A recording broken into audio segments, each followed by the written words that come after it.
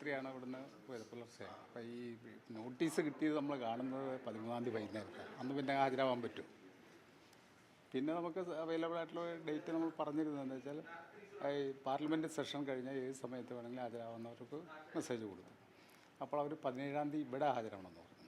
ഇവിടെ ഹാജരാവാൻ പറ്റില്ല എന്നുള്ള കാര്യം അന്ന് എനിക്ക് വേറെ വീടുമായി ബന്ധപ്പെട്ടുകൊണ്ടുള്ള ഒഴിവാക്കാൻ പറ്റാത്തൊരു ചടങ്ങുണ്ടായിരുന്നു. അതിൽ പങ്കെടുക്കാനുണ്ടെന്ന് പറഞ്ഞു. അതോടൊപ്പം തന്നെ 17-ാം തീയതി തന്നെ അവരാവശ്യപ്പെട്ട എല്ലാ ഡോക്യുമെൻസും ഓഫീസിൽ എത്തിക്കുകയും ചെയ്തു. ഈ കരുവന്നൂർ ബാങ്കുമായി ബന്ധപ്പെട്ട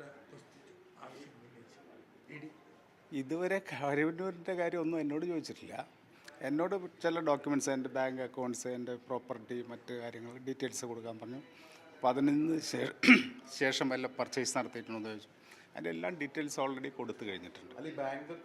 അങ്ങയുടെ വ്യക്തിപരമായ അക്കൗണ്ട് ഡീറ്റെയിൽസ് ആണ് ചോദിച്ചത്? അതെ അതെ അതെ അതെ എൻ്റെ വ്യക്തിപരമായിട്ടുള്ള ചോദിച്ചത്. ബാങ്കുമായിട്ട് ബന്ധപ്പെട്ടുള്ള കേസ്? ബാങ്കുമായിട്ട് ബന്ധപ്പെട്ട് എന്നോട് ചോദ്യം ചോദിച്ചിട്ടില്ല. ചോദിക്കേണ്ട ആവശ്യമില്ല.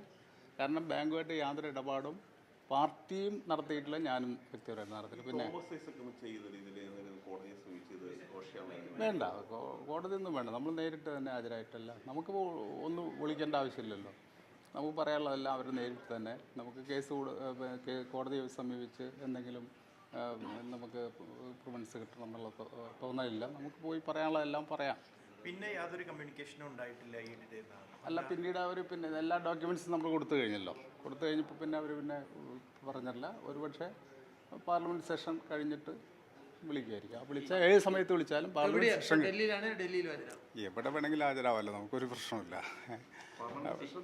പാർലമെൻറ്റ് സെഷൻ കഴിഞ്ഞിട്ട് ഈ ഇഡിയുടെ നടപടി എങ്ങനെയാണ് കാണുന്നത്? ഒരു രാഷ്ട്രീയ വേട്ടയാടൽ എന്നുള്ള രീതിയിൽ CPM നേരത്തെ അതൊക്കെ എല്ലാവരും പറഞ്ഞു കഴിഞ്ഞ കാര്യമാണ്. ഇഡിയുടെ വിശ്വാസം തന്നെ ചോദ്യം ചെയ്യുന്ന രീതിയിലുള്ള പല കമൻസുകളും പല മേഖലയിൽ നിന്നും വരുന്നുണ്ട്. അപ്പോൾ അത് അവർ ചോദിക്കട്ടെ. ഒരു കേന്ദ്ര അന്വേഷണ ഏജൻസി അല്ലേ, അപ്പോൾ അവർ ചോദിക്കും. ഡേറ്റ് കിട്ടിയിട്ടില്ല. ഇല്ല.